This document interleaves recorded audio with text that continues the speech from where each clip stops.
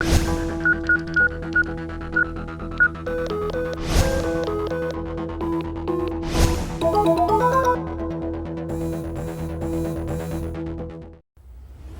दिल्ली में 28 बरस के बाद बाढ़ आई, लेकिन ये आई नहीं है, बुलाई गई है।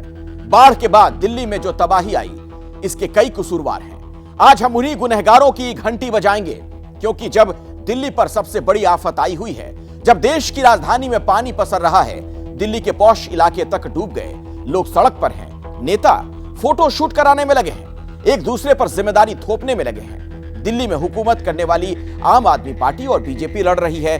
दिल्ली और हरियाणा की सरकार के बीच लड़ाई हो रही है। उपराज्यपाल और दिल्ली सरकार के बीच तल्खी है, और इन सब के बीच आम लोगों की जिंदगी सड़क पर कट रही है। इसीलिए आज हम डूबती दिल्ली के कसूरवारों को बेनकाब करेंगे।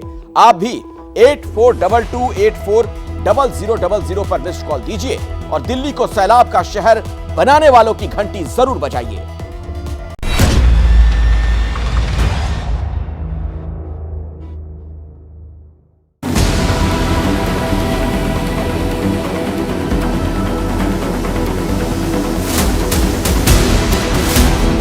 हमारा सामान उसी कागज पुर्जा जो था सब उसी में रह गया, जमुना में।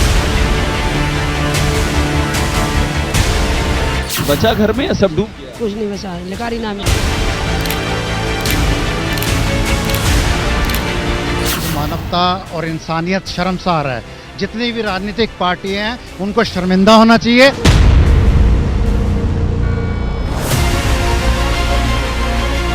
ये उस दिल्ली का दर्द है जो पानी में डूबकर तड़प रही है, जो बाढ़ में फंसकर छटपटा रही है, जो घनघोर लापरवाही की चोट से बेहिसाब कराह रही है, जिसका दर्द अंतहीन है।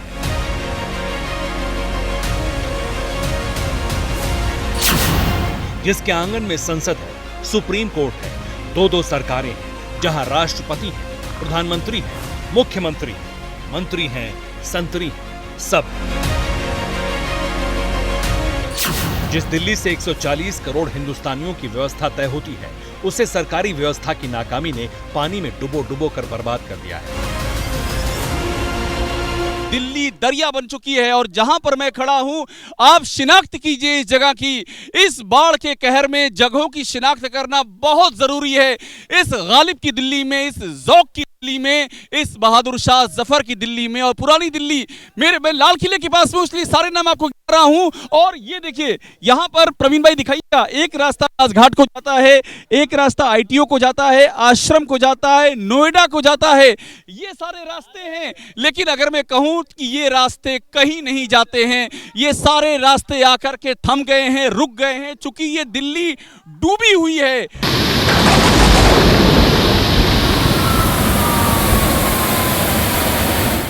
ये सिर्फ प्रकृति के पानी वाले प्रहार का परिणाम नहीं, ना ही ये कुदरत की कुदृष्टि भर का नतीजा है। ये दिल्ली को बर्बाद करने की साजिश का नतीजा है। ये सरकार में बैठे उन भाग्य विधाताओं की भी का नतीजा है, जिन्होंने देश की राजधानी को टकटकी पर छोड़ दिया। ये सत्ता की लाल कालीन पर चलने वाले सियासत के बेशर्म सूरमाओं की लापरवाही का नतीजा है, जिन पर 2 करोड़ की आबादी ने आंख मूंद कर यकीन किया था। ये उन बेलिहाज अफसरों की लापरवाही का नतीजा है, जिन्हें पता ही नहीं कि कैसे सिसक कर दिल्ली डूबती चली गई। देश की राजधानी में यमुना का जलस्तर बढ़ने से दिल्ली के ज्यादातर इलाके इस वक्त पानी में डूबे हुए नजर आ रहे हैं। ऐसे में यमुना के आसपास बने लोगों का जो घर है वो डूब चुका है और उनको दूसरी जगहों पर या कहीं रिलीफ कैंप्स में भेजा गया है। ऐसे ही एक रिलीफ कैंप की हम आपको तस्वीरें दिखा रहे हैं। 4 से 5 दिन इन लोगों को यहाँ पर रहते हुए हो चुके हैं। देखिए, ऐसे छोटी छोटी, यानी कि घर का एक छोटा सा रूप आपको हर टेंट में दिखाई देगा। एक छोटी सी हमें टेम्पररी किचन है, वो भी दिखाई दे रही है। क्या नाम है आपका? ज्योति। ज्योति, खाना पीना मिल रहा है? कुछ खाया सुबह से? नहीं। कुछ नहीं खाया? क्या नाम है आपका? विनीता। विनीता, सुबह से कुछ खाया पिया, दूध वगैरह पिया, कुछ आया यहाँ? नहीं, अभी कुछ नहीं आया। अभी कुछ नहीं आया। पिछले 4 रोज में दिल्ली त्रासदी का पर्याय बन चुकी है।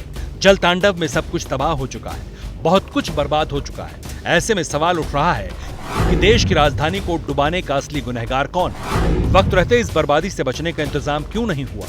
क्या आरोप प्रत्यारोप भर से जिम्मेदारी खत्म हो जाएगी? क्योंकि बाढ़ के पानी में सरकारी व्यवस्था से लेप हटने के बाद तमाम सियासी पार्टी के नेता एक दूसरे की जवाबदेही तय कर खुद पल्ला झाड़ रहे हैं। सबसे पहले तो बहुत दुख की बात है कि ऐसी आपातकाल स्थिति में भी भारतीय जनता पार्टी को सिर्फ राजनीति करने का समय मिल रहा है। आज से 3 दिन पहले मुख्यमंत्री ने ऑन रिकॉर्ड कहा कि बाढ़ की कोई आशंका ही नहीं है दिल्ली में। क्या हुआ था? क्या उन्हें मालूम नहीं था? सिंपल एक सवाल है, वो दिल्ली के मुख्यमंत्री बाहर आए और बताएं कि पिछले 9 साल में कितना पैसा आर्ट पे खर्च किया गया और कितना पैसा इंफ्रास्ट्रक्चर पे खर्च किया गया। ये आप आके दिल्ली की जनता को बताइए। अगर आप ये सच दिल्ली की जनता को बताएंगे तो दिल्ली की जनता के सामने दूध तक 4 दिन हो चुके हैं और अभी एक दूसरे पर नेताओं के शब्द बाणों के बीच दिल्ली वालों के गुनहगारों की उदाहरण समेत व्याख्या करेंगे, मगर उससे पहले इन 3 शख्सियत पर गौर कीजिए।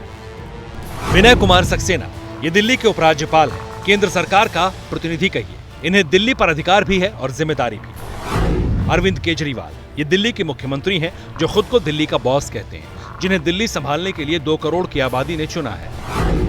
मनोहर लाल खट्टर जिनके सूबे से पानी यमुना में दाखिल होता है, यमुना से पानी को आगे छोड़ने की चाबी भी उन्हीं के पास है। अब जरा इनकी दिल्ली की डूबी हुई व्यवस्था को देख लीजिए, जिसमें बाढ़ की तबाही का अवशेष शेष है, जहां बेघर लोग हैं, जिसमें रोटी के लिए तड़प है।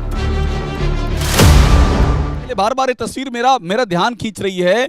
इस सिविल लाइंस में मैं आगे बढ़ रहा हूँ। देखिए मैंने इसको पहले भी दिखाने की कोशिश की थी। एक हाथ में मोबाइल है, माइक है, लेकिन फिर भी मैं दिखाऊंगा। ये खाने का पैकेट किसी ने यहाँ पर डाला हुआ है या छूटा हुआ है और ये तैरता हुआ आगे बढ़ रहा है। बार बार ये जो पैकेट है वो मुझे एक अजीब सी उत्कंठा मेरे जहन में पैदा कर रहा है कि ये जो खाने का पैकेट है और इसमें जो लोग यहाँ जिनको निकाला गया है, किसके हिस्से का ये यहाँ पर निवाला घिरा हुआ है। और ये निवाला जैसे जैसे हम यहाँ पर देख रहे हैं इस पानी में तैर रहा है, ये निवाला कटाक्ष कर रहा है, इस मशीनरी पे कटाक्ष कर रहा है। ये निवाला सल्तनत चलाने वालों पे कटाक्ष कर रहा है कि ऐसे कितने निवालों को आपने इस बारिश में यहाँ पर इन हाल में कर दिया कि वो अपने घरों से जहाँ पर लोग रहते हैं और यहाँ पर लावारिस की तरह से तैर रहे हैं। ये दिल्ली के हालात हैं। दिल्ली में सिर्फ एक जगह की ये स्थिति नहीं है। दिल्ली के कई पॉश इलाकों में यमुना ने कुंडी खड़काई है। बापू का समाधि स्थल डूब चुका है। दिल्ली सचिवालय का इलाका डूबा हुआ है। सिविल लाइंस, ITO, राजघाट सरीखे इलाकों में बाढ़ का पानी है। लाल किला के चारों तरफ पानी ही पानी है। यमुना के निचले इलाके तो पूरी तरह से पानी में डूब गए। रिपोर्ट के मुताबिक यमुना में आए सैलाब की वजह से करीब 25,000 लोग विस्थापित हो चुके हैं। जिस दिल्ली को सिंगापुर, सियोल, वॉशिंगटन, न्यूयॉर्क और लंदन जैसा बनना था, वो कैसे एक ही झटके में यहां तक पहुंच गई, इसे समझने के लिए देश की राजधानी की बर्बादी के 3 सेंटर से समझिए। पहला है हथनी कुंड बैराज, दूसरा है ITO बैराज और तीसरा है WHO ड्रेनेज। दिल्ली में बाढ़ वाली बर्बादी का सेंटर पॉइंट है हथनी कुंड बैराज, जो दिल्ली से करीब 200 किलोमीटर के फासले पर है, जिसका बढ़ा हुआ शोर दिल्ली में बाढ़ का मीटर तय करता है। यमुना में पानी के वेग को निर्धारित करता है। हथनी कुंड बैराज हरियाणा के यमुनानगर जिले में है। इसका निर्माण 1996 में शुरू हुआ। उद्घाटन 1999 में हरियाणा के तत्कालीन मुख्यमंत्री बंसीलाल ने किया था। 2002 के बाद ही बैराज ने पूरी तरह काम करना शुरू किया और तब से हथनी कुंड खबर में जब सुनाई देता है तो दिल्ली में यमुना किनारे रहने वालों की धड़कनें बढ़ जाती हैं। इस बार भी यही हुआ। किश्तों में पानी छोड़ा गया। 11 जुलाई को जब 3,45,000 क्यूसेक पानी पहुंचा तो यमुना का जलस्तर बढ़ गया। दिल्ली दरिया सी बन गई। जब दिल्ली के डूबने पर हाय तौबा मचने लगी तो दिल्ली में सरकार चलाने वाली आम आदमी पार्टी के प्रवक्ता मीडिया के सामने प्रकट हुए और पानी वाली तबाही पर कुछ यूं सियासी साजिश का इल्जाम लगाया। हरियाणा हथनी कुंड बैराज,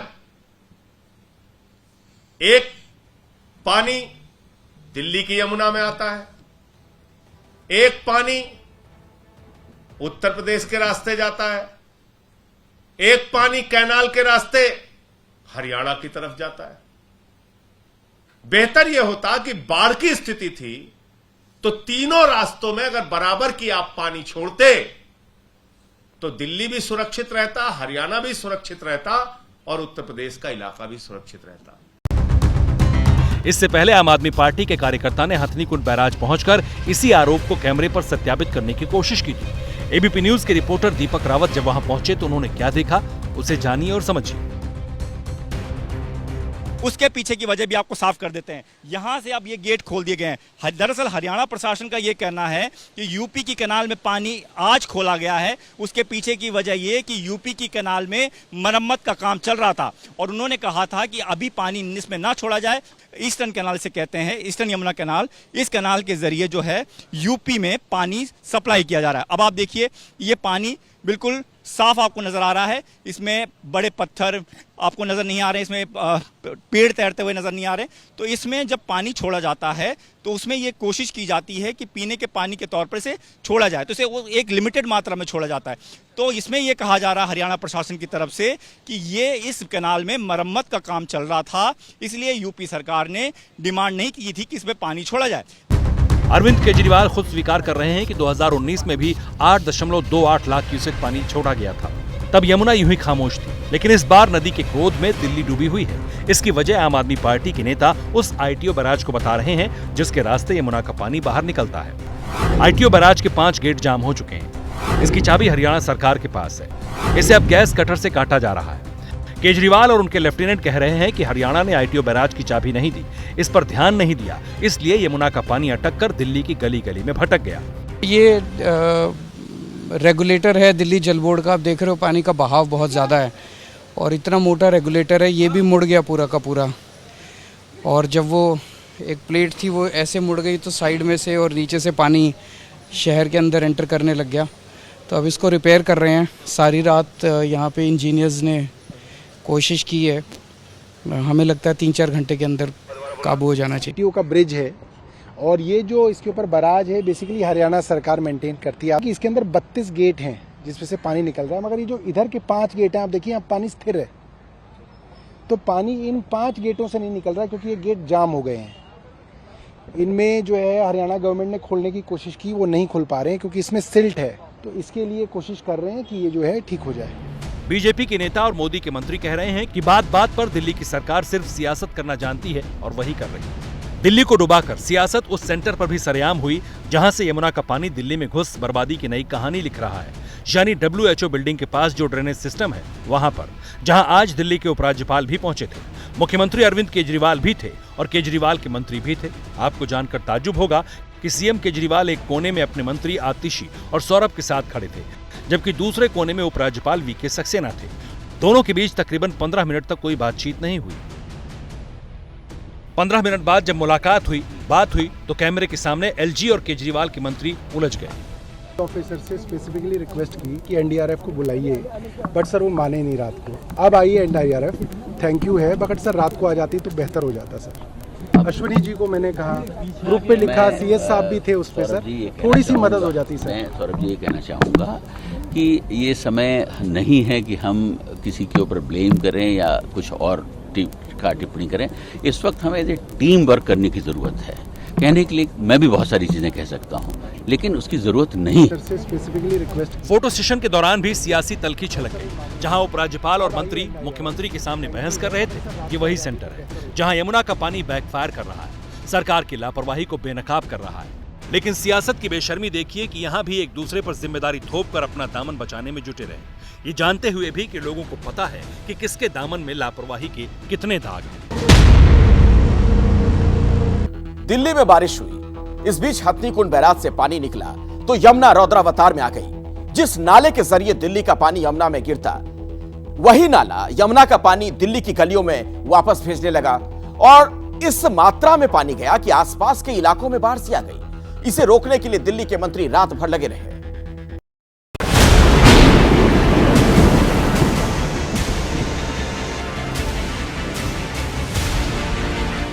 चौखट पर तबाही की दस्तक के बाद दिल्ली की सरकार पूरे अमले के साथ उतरे थे उसे रोकने के लिए। रात भर जुटे रहे, लेकिन पानी का प्रवाह नहीं रुका। सुबह हुई तो दिल्ली को डुबाने वाली सियासत फिर से बेशर्मी की नई कहानी लिखने लगी।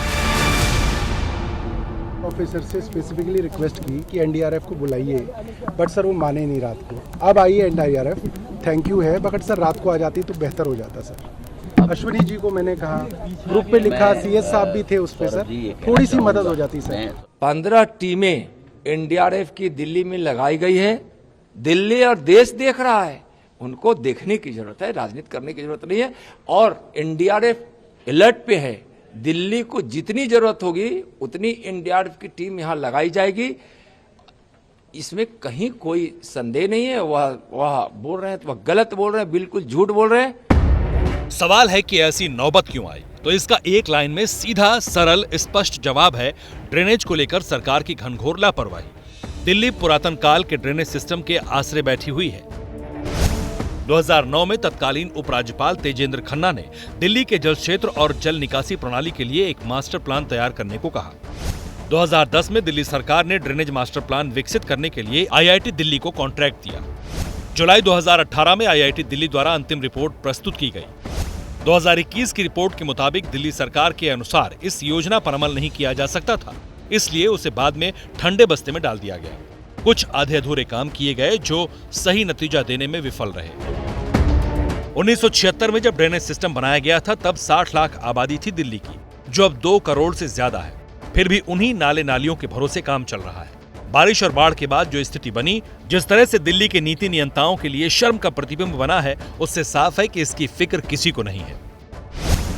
ना तो दिल्ली के एलजी को, ना ही मुख्यमंत्री को, ना ही दिल्ली के 6 मंत्रियों को, ना ही 7 सांसदों को है, ना ही 70 विधायकों को, और ना ही 250 निर्वाचित नगर निगम पार्षद को दिल्ली की रत्ती भर परवाह है।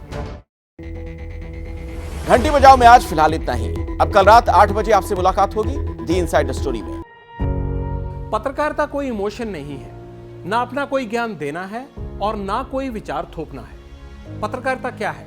पत्रकारिता का मतलब है सही जानकारी इकट्ठा करना और तथ्य बताना। पत्रकारिता आज जितने महत्वपूर्ण दौर में है, शायद पहले नहीं थी। इस दौर से निकलने के लिए सिर्फ सच दिखाने की जरूरत है, वो सच जो आपके हित को आगे रखे। इसलिए अब रात 9 बजे प्राइम टाइम नहीं होगा, ये आपका टाइम है।